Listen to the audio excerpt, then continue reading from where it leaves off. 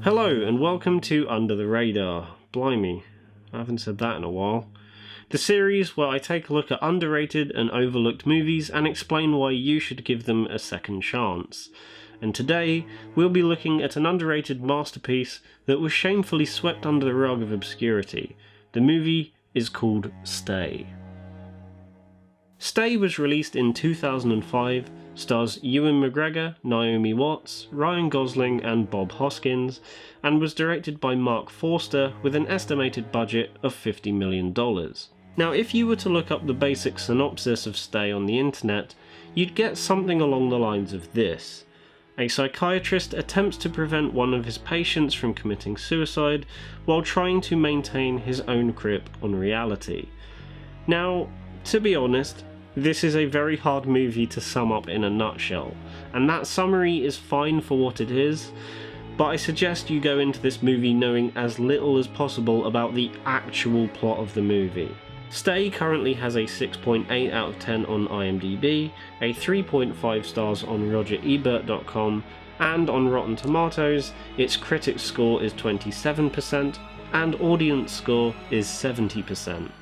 It's movies like Stay that made me want to start this series in the first place. There is so much to appreciate about this movie once you fully understand what the hell is going on.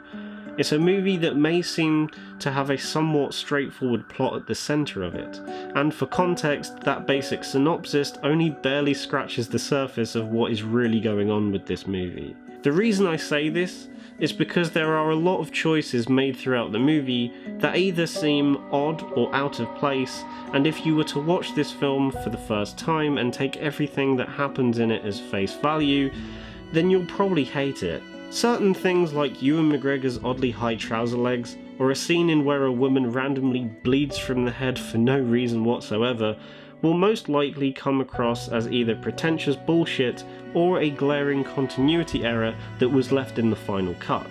And then there's the editing, which again will either come across as pretentious or straight up bad if taken at face value.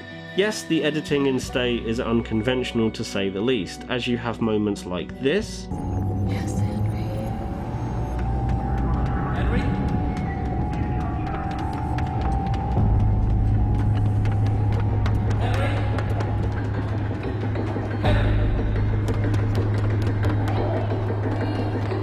And this.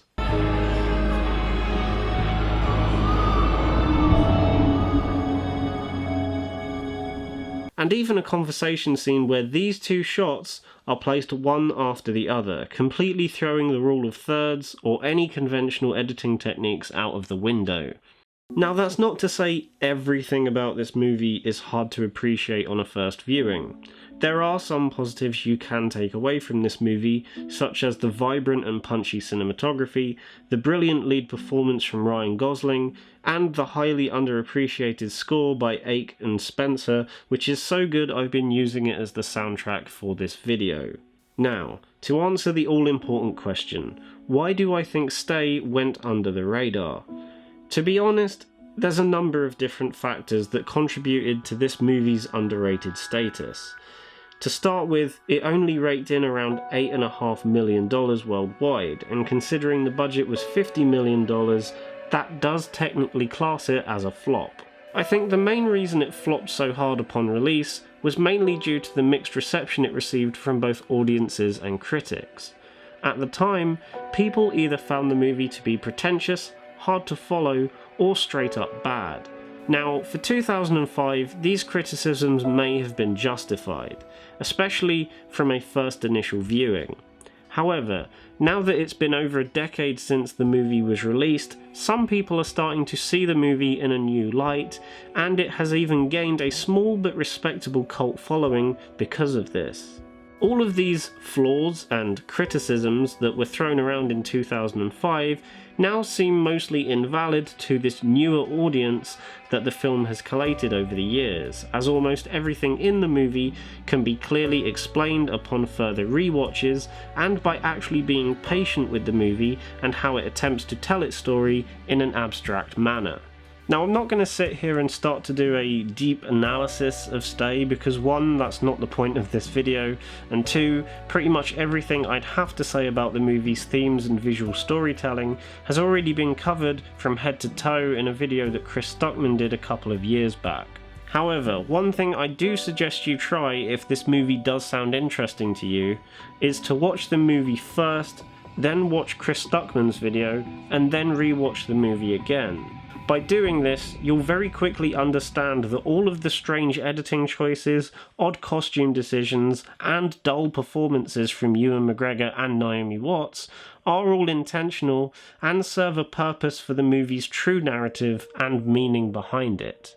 You will also start to understand where people's perspectives were coming from when the movie was first released, because, as previously mentioned, a lot of the unconventional edits and choices throughout the movie can heavily come across as style over substance for those who maybe took everything at face value and were turned away from wanting to figure out what exactly the substance of the movie was. This is a movie that requires time and patience from the viewer. Don't expect to immediately get everything on the first time round. Part of the joy of Stay is delving into it more and more as time goes on. It's a movie that demands your focus and attention even once the credits have finished rolling. It's an intricate and unconventional movie that you'd think would have done better at the box office considering who is in it and the fact that there is a very capable director at the helm. However, there are quite a number of movies from the early 2000s that suffered from a similar fate. Movies that had great talent both in front of and behind the camera, but just failed to perform well because of mixed reception. And with DVD cover art that looks like the sort of movie you'd pick up in a supermarket bargain bin, go, and then put straight back again, there's no wonder this complex little gem has been under the radar for so long. If you enjoyed this video, then give it a like, subscribe to the channel if you haven't done so already, and also comment below with any movie you would like to see addressed in this series. Thank you for watching the second episode of Under the Radar, and I will see you in the next one.